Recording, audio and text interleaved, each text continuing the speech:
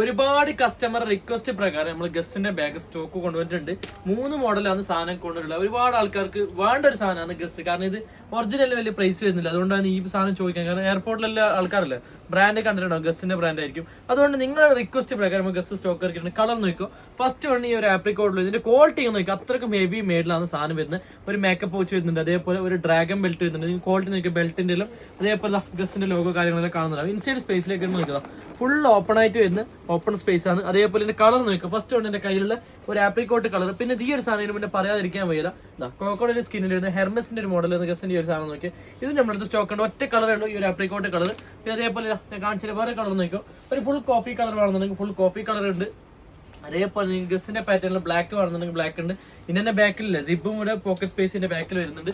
അത് കൂടാണ്ട് നിങ്ങൾക്ക് മാറ്റ് ബ്ലാക്കിൽ വരുന്നത് നോക്കി ഫുൾ ഫിനിഷ് ആക്കിയുള്ള ഫുൾ ബ്ലാക്കിൽ വരുന്നുണ്ട്.